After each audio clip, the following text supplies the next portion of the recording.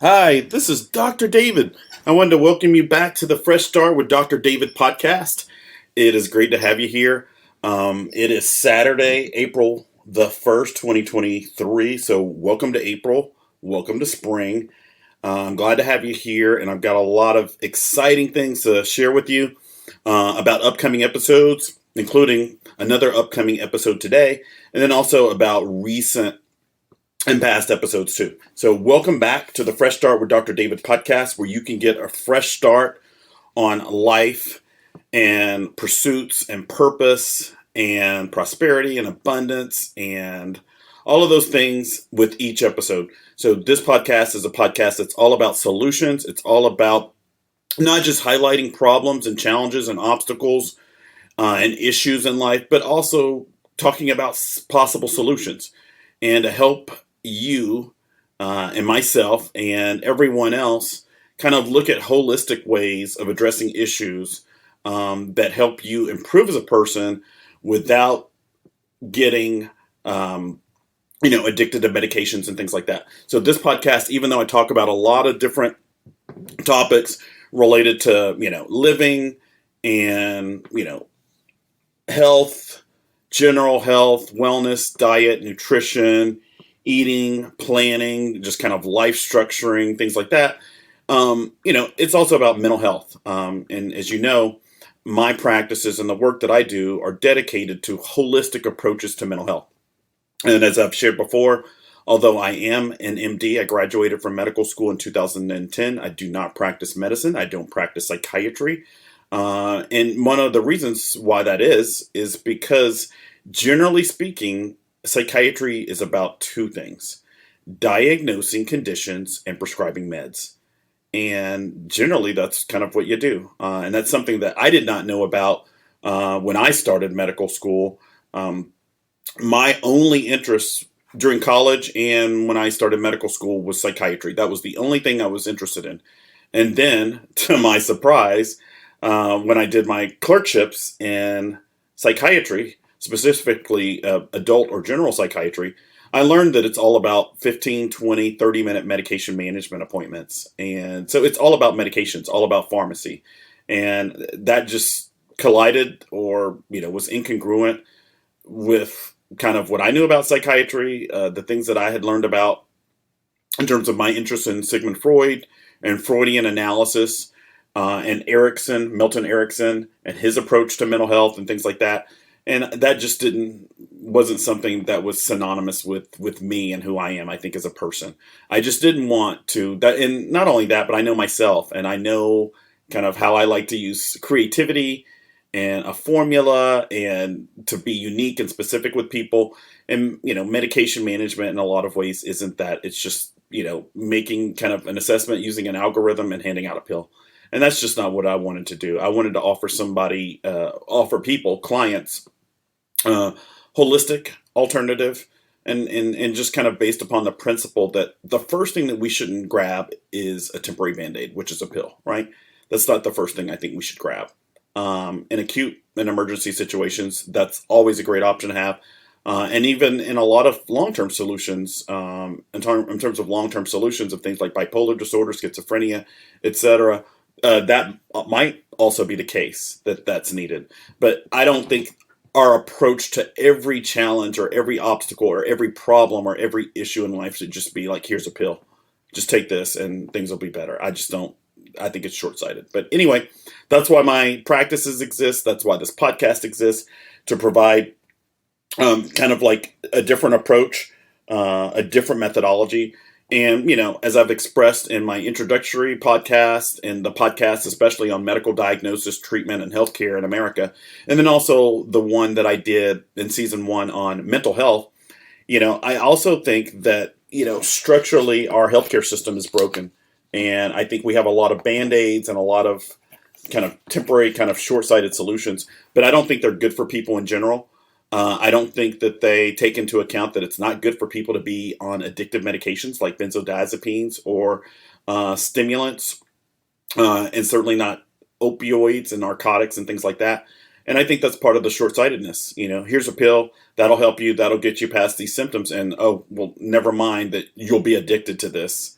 That's not how it should work. So anyway, that's what this is all about. This is all about a fresh start to healthcare, a fresh start to mental health and wellness, a fresh start to self-improvement and self-development, and a fresh start to, abundance, prosperity, and success, and being a better version of yourself and performing at your top capacity while taking care of self-care and self-love and things like that. And the reason why I mention those things right now is because the episode today will be with a special guest, and it'll be all about self-care, self-love, and all those kind of things. And I'm really, really excited about it.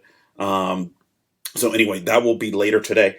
Today's podcast episode is all about time. So I've mentioned this to several people. A lot of people have expressed a lot of interest, and they should, because time is the most valuable resource you have, and it also can be your greatest liability. And generally speaking, for a lot of people, it's their greatest liability, right? It's the biggest loss that they have. And so that's what this episode is all about. Obviously, I can't cover every single facet of time in one episode, and I could always do another episode. I mean, honestly, if you're talking about, having a child or an adolescent or things like that, and you wanted to talk about, like, for instance, the concept of timeouts, you could have a whole hour-long podcast just about timeouts, or about conservation of time, or about productivity, or about timelines and timetables and deadlines and things like that. So anyway, I'm going to cover all the general topics and general kind of ways that we look at time. Hopefully, I'll mention some ways that you may not think about time. But anyway, this episode is all about time. Let me also just kind of tell you a little bit about some of the recent episodes and upcoming episodes. Like I said, there is an upcoming episode today. So today's a day where I'm doing 2 podcast episodes, which is very atypical, but hey, that's a good thing. But yeah, the upcoming episode today with a special guest is all about self-care and self-love, which people usually use as synonymously, but they're actually slightly different. And we'll talk about some of the nuances and differences and distinctions between those two things. But they're closely related. So it's okay if you use those interchangeably. But we'll talk about the differences between them.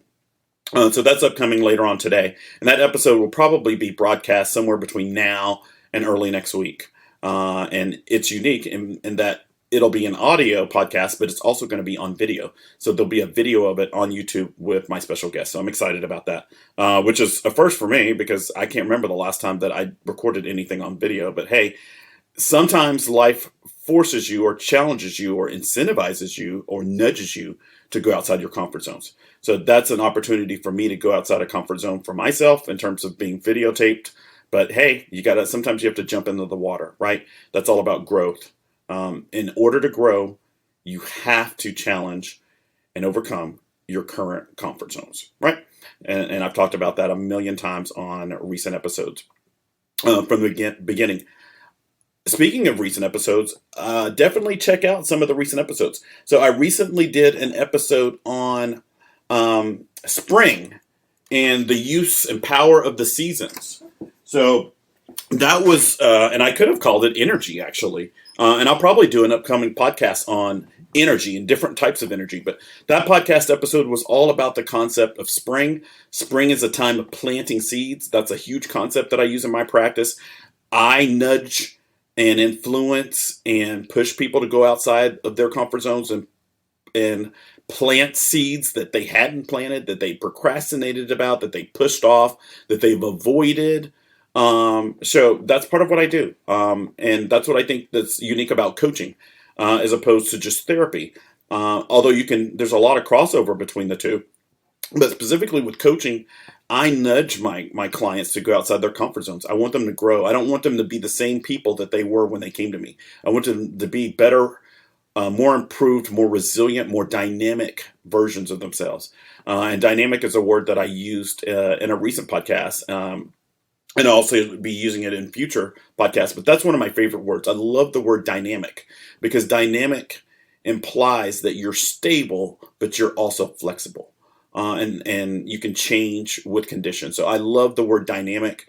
When I think of some of the words that I love the word resilient. And as you know, my project, which you should donate to, by the way, that I started my 501(c)(3) to help adolescents, young adults, and teens with life coaching to help them move forward past challenges and to prevent them from being part of the next generation of people who need psychiatric help is about that. And it's called the Resiliency Project, the Resilience Project. So anyway, that's one of my favorite words because resilient is sort of like dynamic. A resilient is or resiliency or resilience is the ability to move past adverse circumstances in a positive way. So that's what resilience is, rising to the challenge. And I think that's something that you should grow as a mental muscle. And the same thing about being dynamic, right? That's being able to be stable but yet flexible, which is not always easy. And sometimes people see those things as being diametrically opposed, but I don't think they are. I think you can. I don't think they're mutually exclusive. I think you can be stable and stoic to some extent and strong, but also be malleable and flexible, right? And we have substances, that we've created and or that are natural that show those characteristics. So anyway, definitely tune into the most recent episode that I did about the power of spring, the power of springing forward, the power of planting, the power of planning, and all those kind of things, and just kind of the energy that goes along with spring and the energy that goes with the other seasons, right? And in that particular episode, I used the concept from physics of recoil, right? Recoil is how you spring forward from a stationary position, and it's usually after pressure has been applied, right? So springing forward is all about kind of a fresh start, jumping forward after a period of harvest or rest. And I use the concept of recoil from physics to do that. So definitely tune into that episode. I also did recent episodes on the train derailment in Ohio and just kind of general principles about the environment. I also did some recent episodes on some other topics that I think that you'll really, really, really like. I have some upcoming podcast episodes that are going to be on topics such as codependency and boundaries and setting priorities and decision making and things like that. As you know, or may not know, the first episode of this season, which is season 2, was all about New Year's resolutions, planning, and things like that. There was also a closely tied episode from last year or late 2022, which was the end of the first season, which was about holiday habits and rituals, right? There are also going to be upcoming episodes about the pandemic, the COVID-19 pandemic, and just kind of general principles about the pandemic and viruses and responses to it and things like that.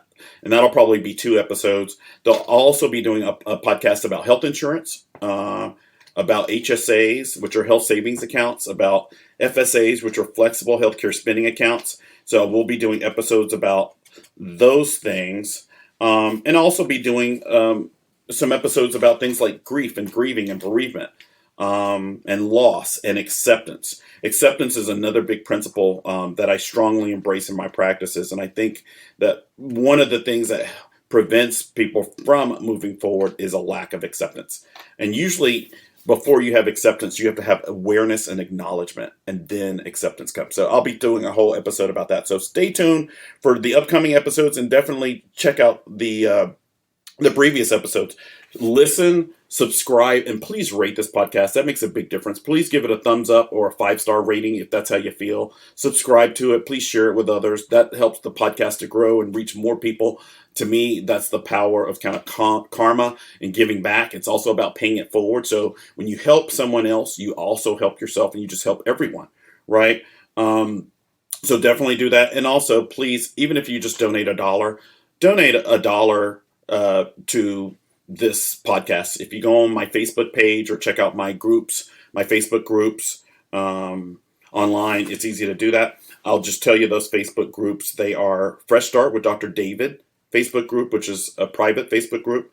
New Balance with Dr. David, which is also a private group. And then Grow, capital GROW, all caps, which is public and shareable. And I would definitely recommend, if you're going to join just one of them, join the grow group because you get more from that group than you get from the other groups. It also gives you the ability to share any of the positive affirmations, daily motivational quotes, positive inspirations, things like that from the group easily. You can just click the share button. In the private groups, you can't do that on Facebook. And, sometimes you'll see people ask, can you make this shareable on private groups? And you can't. And that's not anything to do with the person who created the group. It's Facebook rules of privacy, right? So that's one of the benefits of joining Grow, my public Facebook group, is that you can easily share things and you can invite others. So definitely check those out. So anyway, without further ado, let's go ahead and get started. One other thing I did want to mention, another kind of special announcement, is this. I will be an upcoming guest speaker for AmeriGroup. They're doing a training on holistic health and wellness, mental health and wellness, and just kind of healthy parenting and family. So I will be the guest speaker for AmeriGroup next month, and I definitely want you to tune into that. You can email me at mlcofgreateratlanta@gmail.com.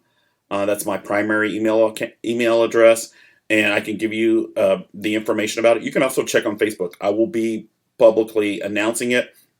But yeah, I'll be giving a presentation for AmeriGroup which is a training that they do. They do regular trainings, which is admirable, on holistic health and wellness, on mental health and wellness, and also about parenting and families. So definitely stay tuned for that. That's going to be a really, really good thing. And I believe that the training is going to be recorded, and I'm also going to record it and have it as an episode on here. So it'll be here too. So definitely stay tuned for that. Without further ado, welcome back again to the Fresh Start with Dr. David podcast, where you can get a fresh start with each episode. And I'm going to jump into the concept of time, Time. When I think about time, time is a measurement. There are a lot of different ways to think about time. And I believe that the more unique and different ways that you think of time, the better you're going to be at it. Managing time, saving time, things like that, right? Time is kind of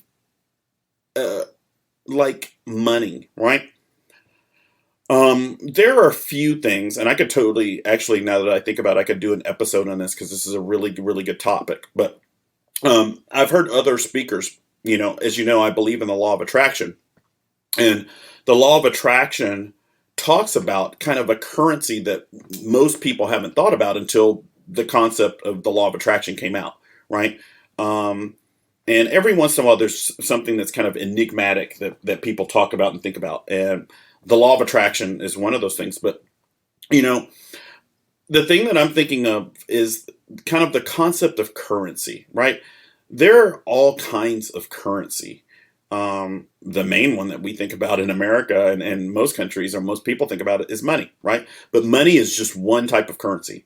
When you think about it, the types of currency are vastly different and divergent, and they span. So time is one type of currency, right? And it's a very, very valuable type of currency. Money is another type of currency. Energy is a type of currency. Electricity, obviously, is a type of currency because that's why we call it a current, an electrical current, right? And a lot of people don't think about it like that, but that's why that phrase exists. Electrical current, right? So it's a currency that's in the form of electricity, right? Or energy. You could look at electricity as energy, as a type of energy. But they're all kinds of currency.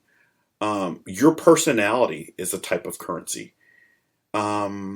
Values and beliefs are a type of currency. So there's so many different types of currency. So I'll definitely be doing an episode about it now that I think about it. But yeah, so time is one of our valuable types of currency, along with the other types of currency that we have. And, I tried to come up with, I looked up a few different definitions of time, but I actually totally used one that I kind of came up with because I remember one of the phrases. I'm a big music, I love music. I love different types of music, ranging from, rock and roll to R&B, to dance, to classical music, and almost everything in between. There are a couple of different types of music that I don't necessarily gravitate towards, even though usually there's at least one or two artists who are from that genre that I like, right? But I love music. Music is one of those things that I just think soothes the soul, and it's just kind of a form of energy, another form of currency that's really, really good, right? So talent is another type of currency, and musical talent or musical expression is one of those. Um, but in terms of music, um, and things like that, there's a group that I really, really like. I'm a big fan of electronic music, and there's a group called Orbital. One of my favorite movies is the movie Event Horizon, and it's basically about this scientist, this Dr. Weir, who's I guess a physicist, and he comes up with this way to basically fold space by creating an artificial black hole, which I don't think is a good idea. Because it's kind of like playing God, right? And usually when we play God, whether it's in a lab, where COVID-19 probably came from, or in some other way, when we as humans play God, it doesn't usually end up with a good result, right? Whether you're talking about atoms and bombs and those types of things, or if you're talking about viruses in a lab, or if you're talking about manipulating DNA, uh, or the weather, or kind of some of the things that we're doing to this planet to change it. When we, as humans, play God, it usually doesn't turn out very well.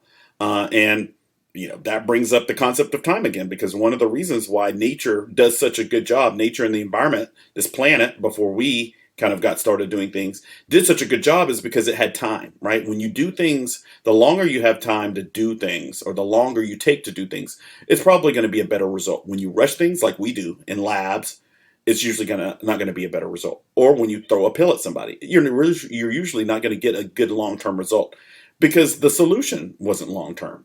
A short sighted solution brings a short sighted result, and that's just basic math, right? You usually don't get a good, strong, sturdy, long term solution, a high quality one, from a short sighted approach or strategy. It just doesn't usually work that way. Occasionally it does, but usually not. But anyway, this group Orbital that produced the soundtrack for Event Horizon, there's a one of their songs um, has a not a remix, but kind of like a little phrase that they pulled from a movie, and it says, and I think I actually know which movie, but the phrase is this: "Even a stopped clock keeps the right time twice a day," which is to me a brilliant principle.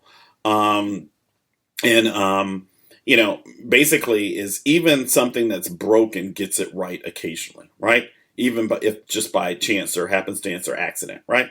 And that's one of my favorite phrases. I think when I first joined Facebook, when it had a thing where you could put your favorite phrase, I think that's what mine was. But it's even a stopped clock keeps the right time twice a day. And I think there's so much wisdom in it. You could write a book about that concept. So when I wanted to come up with a definition for time, that's what I came up with, which is similar to that, right? So my definition of time is the movement of life. You could also call it the measurement of life, right? The measurement of life, uh, in terms of units, time, right? You could also, of course, measure life by some other things, but that's for me the movement of life characterizes it the best. You could also call it the clock of life, right? That's another way. So some of the kind of ways that I came up with defining time were the movement of life, right, and the clock of life. And to me, those are kind of very similar because a clock ticks, right, by using the movement of a hand, analog, traditionally, right? So that's kind of what I came up with for time as a definition. I'm going to breeze through a lot of these things just because I only have so much time and I want to kind of get through everything. Um, but let me just tell you some of the topics that I'm going to cover during this podcast. So we talked about kind of the concept of time and the definition that I came up with for time, the movement of life, the clock of life. Um, but let me just tell you about the broad things I want to cover in this podcast. Number one, time management. 2, time productivity, time efficiency, time conservation, time accounting, right? Time organization, or the organization of time, right? Which is another way of saying management, right? When you organize things, that allows you to manage it. So that's kind of how management and organization are tied. A lot of times people do use the words time, management and organization synonymously, but they're really not the same thing. Organizing things is structuring them so they're easy to manage. So organization adds to management, or allows or facilitates management, right? What else? Time distortions. I'll talk about those. I'll talk about time constraints. I'll also talk about the variables of time, and some of those actually will actually be upcoming episodes, right? Of the Fresh Start with Dr. David podcast. And then the last thing, time matching and time synchronization, which is something a lot of the time that people don't really think about. So I'll go through those again. I already talked about the definition of time and the concept of time and what time is. I'll be talking about time management, about time productivity, or the productivity of time, the time of time in the sense of efficiency, or efficiency of time, time conservation, time accounting, right? Time organization, time distortions, time constraints, time variables, and time matching and time synchronization. So I'm going to try to breeze through this stuff in the next 20 minutes. So anyway, bear with me. So the first thing is management, or time management. I think time management is really, really important because we are managers, right? We have to manage ourselves. We have to manage our lives. We have to manage our money. We have to manage our time. And as a valuable resource, you definitely want to be able to manage your time, right? So time management is really, really important. And when you talk about time, that's usually the phrase that most people hear. They don't hear about time constraints, or time variables, or time matching, or time synchronization, or time organization, or time accounting. Maybe you'll hear about time conservation. You usually may hear about things like efficiency and productivity. In terms of time, but we don't call it that. But time management is probably the most used phrase associated with time, right? And usually somebody will say, well, you just don't manage time well, or you need to work on your time management. So time management is really, really important, because that's what you try to do with valuable and sometimes invaluable resources. You manage them, all right? Because if you snooze, you lose. And in terms of time, that's definitely the case, right? So you've got to learn to manage your time. And that's what this podcast episode is all about, helping you to do that. So that's time management. And I actually might do a whole episode just on time management. But time management is just one facet of time. All right. Time productivity. Productivity is really, really important. People talk about that a lot in business, but productivity is so important these days. And productivity is kind of a measurement of time management, right? So productivity is how well you manage your time, or how much you produce in a certain amount of time, more specifically.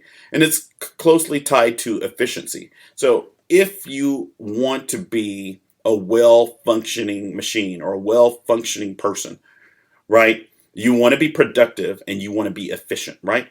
Productive and productivity and efficiency are different, even though people often use those interchangeably, but people who've studied those things don't. They are different. Productivity is how much you produce, right? And it may be based upon the total quantity of something that you produce, or the quality of what you produced, or both, or how much you produce and the quality of it over a specific amount of time, right? And that's where time productivity comes in. So usually when somebody wants you to be productive, it's not just the quantity you produce, but it's the quality of what you produce in what period of time. And generally speaking, you get more rewarded for producing a high quantity of a product, a high quality of the product in the shortest amount of time. And generally speaking, the better you are at that, the better success you have, the higher level of performance you have, right? Which is what productivity really is, a reflection of performance. And then usually the more money you make from it. So you usually get rewarded. People who can do things at a high quality, at a high quantity in a shorter amount of time, which is not easy, by the way, usually get rewarded for that, right? And you see those concepts all the time. When you think about places, think about if you choose to dine, let's say, let me choose a restaurant in Atlanta. Okay, so if you go to St. Regis and go to Atlas, which is one of the most expensive places in town, you're probably not going to get your meal in the same time that you would get it if you go to McDonald's, right? McDonald's focus is on, obviously, on quantity. They want to get the highest number of people in and out of that restaurant or through the drive-through more frequently as possible. With somewhere like Atlas, it's about the quality. It's about the ambiance. It's about the experience. It's all about quality. So that's where you talk about quality versus quantity, right? Whether you're talking about eating or food or experience, or you're talking about a car, right? The same thing is true for a car, right? And usually you pay more for the quality versus the quantity approach, right? But you want to look at both, right? So productivity is all about how much you produce and the quality, the quantity, and how long it takes you to produce it. Closely tied to that, as I said, is the concept of efficiency. Efficiency is kind of like a measure of how well you do something quickly, right? How efficient are you? And what that means basically is, in terms of producing something over a period of time, how much of the time is wasted and how much of the time is conserved, right? So efficiency and productivity, to a certain extent, are kind of functions of management, but they're also functions of conservation of time, which is what I'm going to come to next, or the accounting of time, right? So generally speaking, the more efficient you are, the more that you're going to get done in a smaller amount of time. That's what efficiency is. And what you want to do, obviously, is become more efficient, especially with time, because if you're efficient with your time, right, which a lot of times requires other ingredients like focus and concentration and things like that, and attention, right, and the ability to ignore distractions, things like that. So a lot of things actually go into efficiency and productivity and time management, but especially efficiency, right? If you want to be efficient at something, you've got to stay focused. And sometimes that it requires a specific environment. I know that I did that when I was in college. I think all through childhood, I had symptoms of ADHD, and and it usually showed up on my report card. It would usually say, oh, well, David's a very bright child. He got straight A's, or, he did really, really well. He performed superiorly. But after he finishes his work, he either stares into space or he disturbs other people and he talks too much. I mean, that's what every report card, I think, said from kindergarten or the first grade all the way up through, I don't know, probably sixth grade. And after that, I think things changed in me and things like that. But that's what all of my elementary, from kindergarten, first grade, all the way up until sixth grade, that's what almost every report card said. And I mean, I made almost straight A's. I could probably name off the B's that I made between first grade and sixth grade. Now, seventh grade was a different story. I think that's when I got my first C. In the highest number of B's I'd ever gotten. But, that's what every report card said. But, one of the things that I learned in college, though, when you have to perform at a higher level, is I needed an environment that was conducive to me being productive and efficient. And for me, that was a library.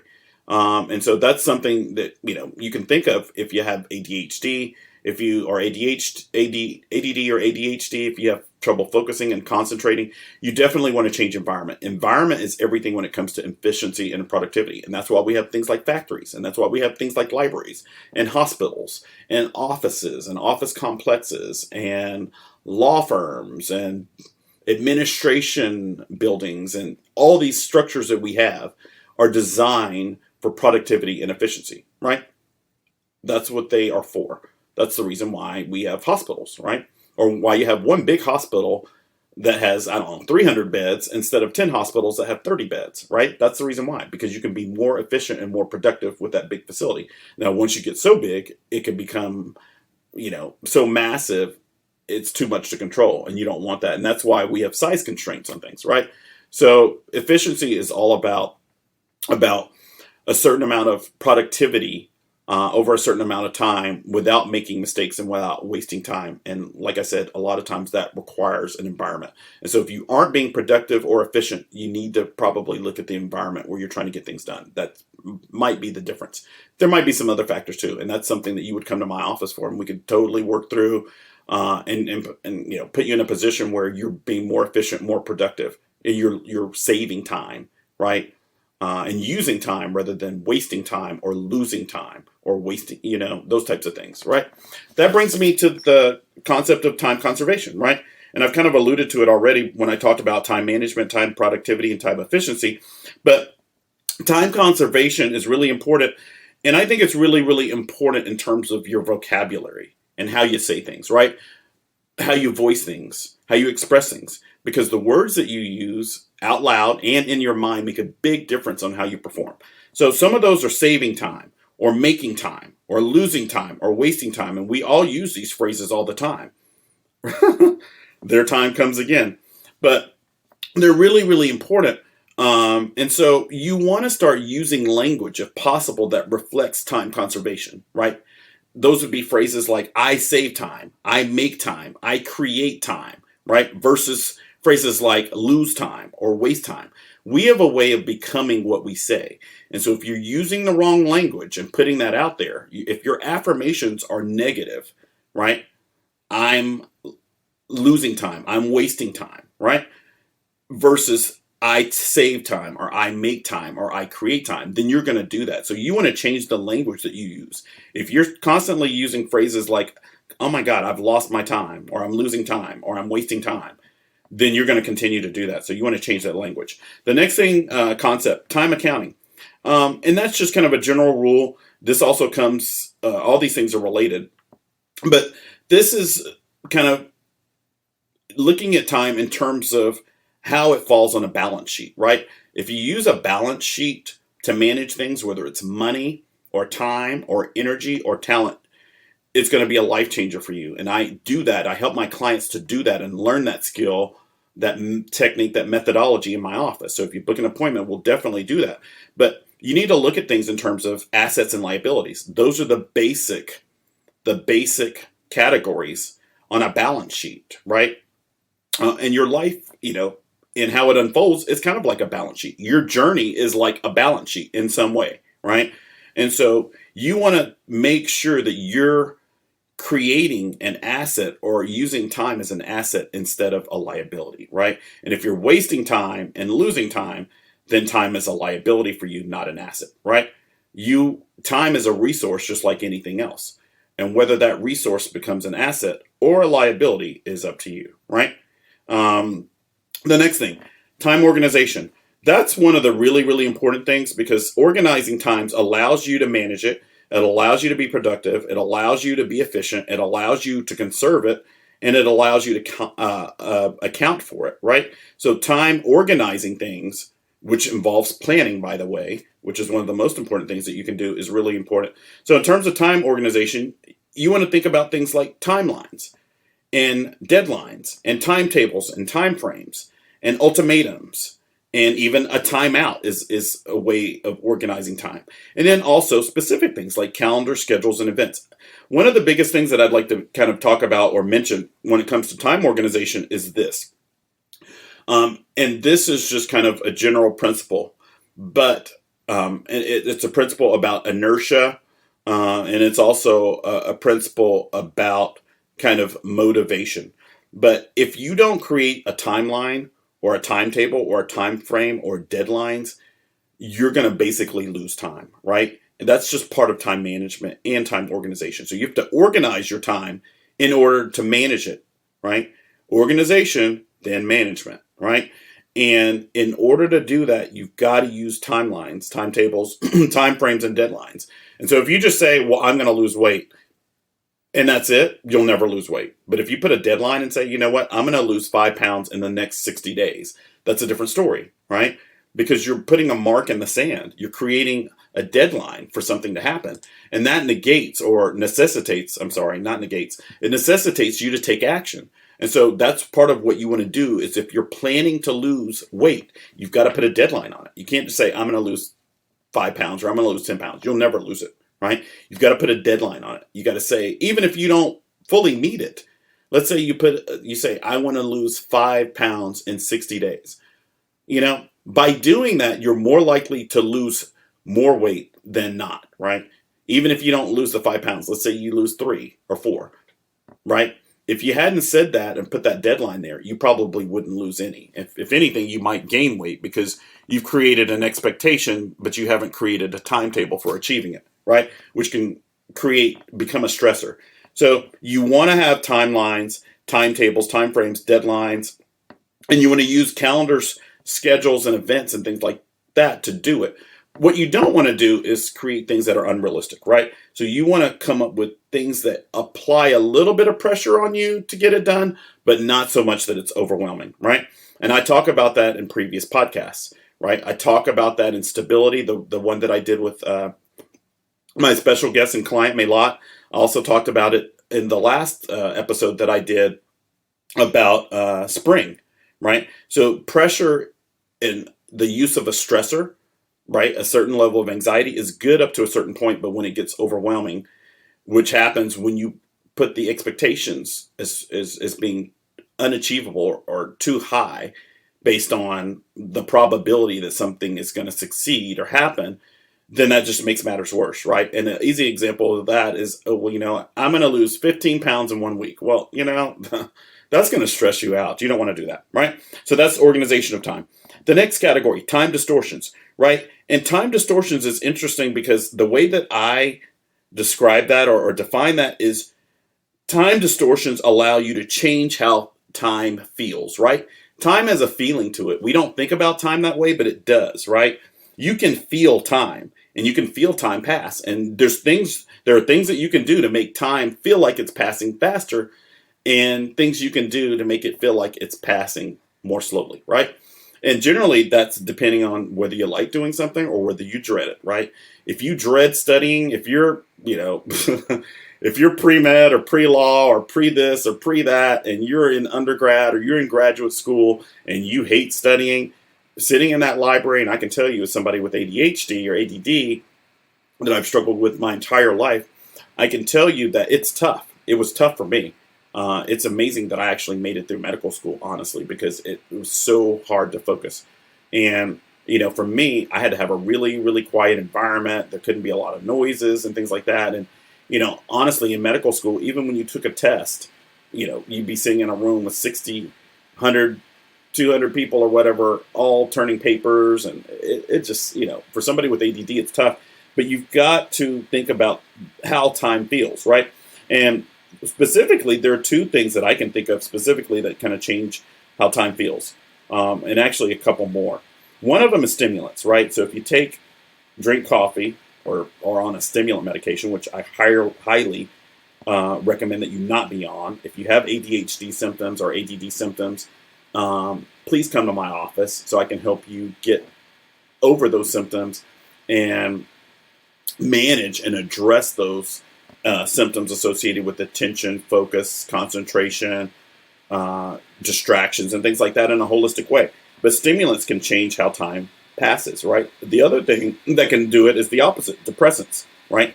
Things that depress your nervous system, like alcohol, benzodiazepines, marijuana, things like that. So both of those things kind of change the concept of time. The other thing, which is what I mentioned earlier, that changes time is whether you enjoy something or whether you dread doing it, right? Or every shade of gray in between that. That's probably the biggest thing that changes how time feels, right? You can use substances to kind of change the way that time feels, but the biggest is whether you enjoy doing something or whether you dread doing it. And if you enjoy it, it's typically going to feel like time is flying or moving really, really quickly. And if you dread doing it or if you hate it, then like a kid with ADHD having to do a timeout, it's going to be awful. Time is going to feel like it's standing still, right? So you feel time basically when you enjoy something or you dread it, right? The next thing, time constraints. There are a lot of constraints on our time. The only thing that I'm going to mention really about time constraints is that you be strategic about it, right? You look at how much time you have and you decide what's going to constrain your time and not constrain it. That's totally up to you. And if you come in my office, we can do that. We can look at your time constraints and work around them, right? Or work through them. That's how you come up with a solution, is you work around something or you work through it, right? Or you discover the reason why the problem exists in the first place.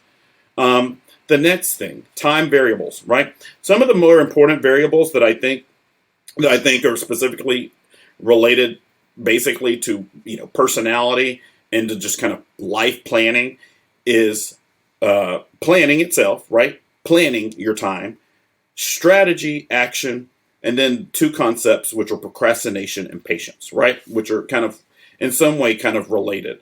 But the most important variable to me in terms of, or the two most important variables to me when it comes to time are planning it. You've got to plan it ahead of time. There the word time comes again, right?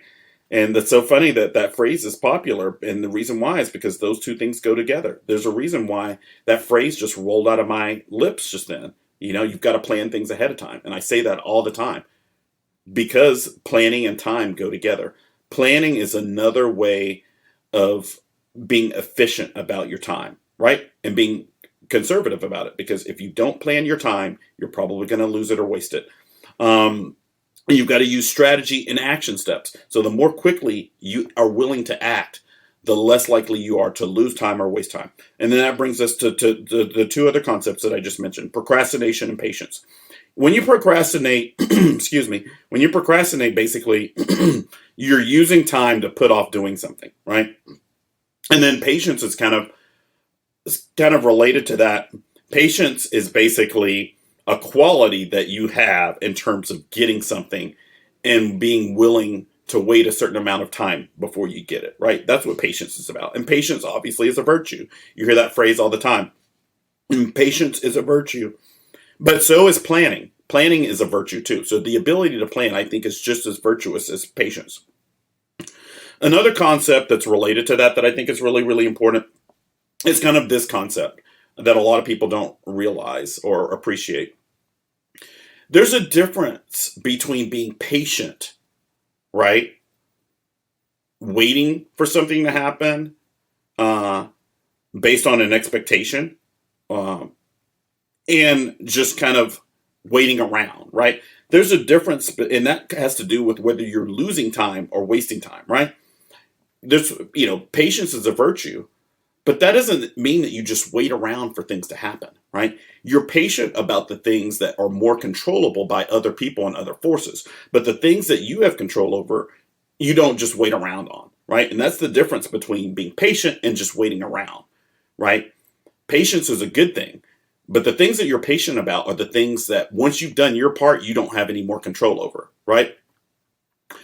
But just waiting for things to happen, that's wasting time. That's losing time. And a lot of people don't understand the difference or appreciate the difference between those two. But if you do, you're going to save and make and create time rather than losing and wasting it.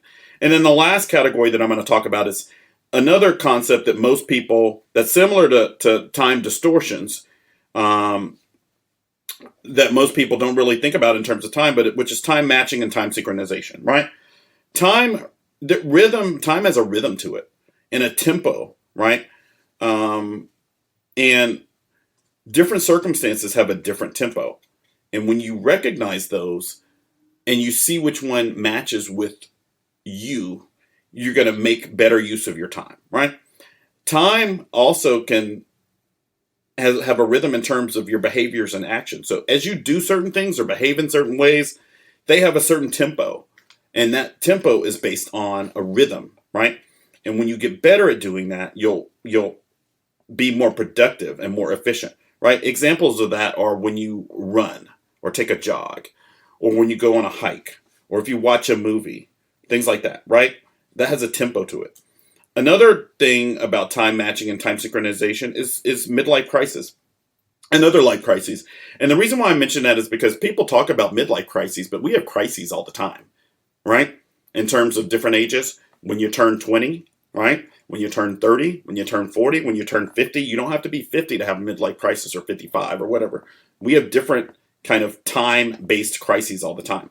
And it's kind of important to kind of keep note of those, right? And get some insight and just kind of reflect and be aware of it. The other concept is taking time off. taking time off is really, really important. You need to take breaks. You need to take vacations. You need to take time off, right? And when you take time off, some people think of that as losing time or wasting time. It's not. Taking time off is a planned step so you can reset and reboot and get a fresh start, right? That's not losing time or wasting time. That's actually conserving time, because after you take time off, when you come back and resume, you're going to be better and more productive and more efficient, right? Then the next concept is kind of jumping back in after taking time off. Like I said, you're probably going to be more refreshed. You're going to be more productive.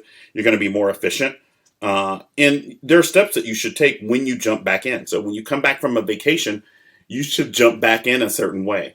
And definitely, schedule an appointment at my office if you have trouble. If you haven't taken a vacation in a long time, if you feel like you're burned out, you're exhausted, you need a reboot, you need a restart, you need a reset, we'll totally talk about how you should jump back in after you've done that. There's a way that you should do it that's going to make you better in terms of preventing you from becoming exhausted and burned out the next time around. If you don't, you're going to end up in the same situation again. And then last thing, timing actions, changes, reactions, moves, and conservations, right? And that's just kind of timing things out, right? Timing the action, timing the tempo, the flow of things, right? And then changing time. You can change time too. That's another concept of time, or dimension of time, that people don't think about. But you can change times, right? And people do that all the time when they swap one spot for another. But you can do that in a lot of different areas of your time, of your life. And if you do that, if you swap doing something on one day for another day, you're going to be more productive and efficient. And then also how you react to time and how time moves, right? So anyway, those are all the concepts about time that I wanted to talk about today. I'll go through those again, right? Number one was the definition that I provided for time, the movement of life, the clock of life. The others, time management, time productivity, time efficiency, time conservation, which is saving, making, losing, wasting, throwing away time, creating time, time accounting, right? Time is an asset or a liability, right? And there's some gray areas too. Time organization, right? The use of timelines, timetables, time frames, deadlines, ultimatums, timeouts, calendars, schedules, and events that help you mark time and plan time and schedule time. Time distortion, right? Whether you enjoy something or dread doing something. And if you dread doing something like studying, if you have ADHD or ADD, there are things that I can do to help you so that you don't dread the time as much, right? You can schedule an appointment for that. But the other things that distort time are the use of stimulants like coffee, caffeine, those types of things. And then depressants like alcohol and benzodiazepines, right? And marijuana.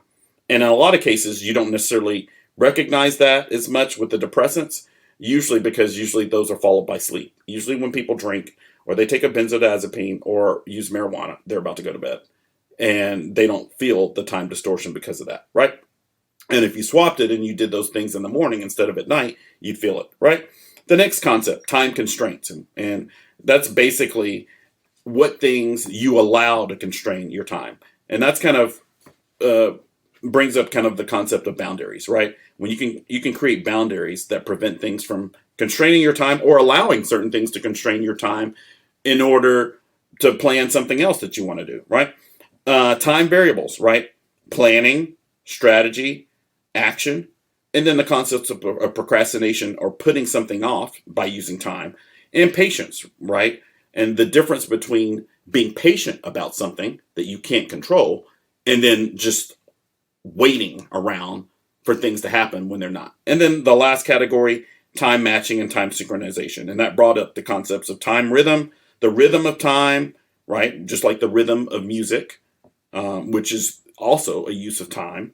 And then kind of the tempo of things, the tempo of life, the tempo of the things that you organize in your day. If you restructure your day by moving things around, you can change the tempo of the day, right? Depending on whether it's a weekday or a weekend day. And then also kind of the concept of taking time off, taking a vacation, rebooting, resetting, and then midlife crisis and other life crises. And then how to jump back in after you've taken a break. And then last, the timing of actions, right? which requires planning and kind of forethought and strategy. So anyway, that is the podcast on time. If you have trouble managing your time or being productive or efficient, or you feel like you're burned out or exhausted, please call my office and schedule an appointment. I would love to help you work through that. I have specific techniques that I use to help people with managing time, with taking time off, with rebooting, with getting past exhaustion and burnout. And I can tell you, if you're burned out, you're not being efficient or productive. So you need a reboot, right? And you're going to be further ahead later on if you go ahead and do that, even though you might feel like you're going to lose time at the current moment. You're going to regain so much more later. And then also, if you have things like ADHD, ADD, if you have trouble with concentration, focus, attention, procrastination, dreading stuff, if you have problems with productivity, efficiency, or distractions, please schedule an appointment at my office. So again, this is Dr. David with the Fresh Start with Dr. David podcast. Thanks so much for tuning in. Time is your greatest asset, or it can be your worst liability depending on how you use it, right? Just like anything else, time is a measurement, and it might be a measurement of the movement of life or the clock of life. So definitely, if you don't manage or learn to manage anything else, learn to manage your time, because it's the greatest commodity that you have. So anyway, thanks so much for tuning in again. Also, stay tuned for the next episode, which will be the episode that I do on self-love, self-care. You definitely got to tune in.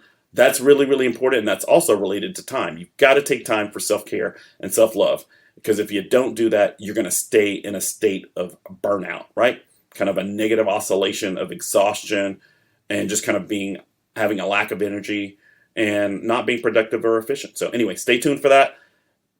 Check out my Facebook groups, especially the GROW, capital GROW group, which is giving you free daily positive affirmations, motivational quotes on a daily basis for free that you can share with others. Thanks so much. Take care. Bye-bye.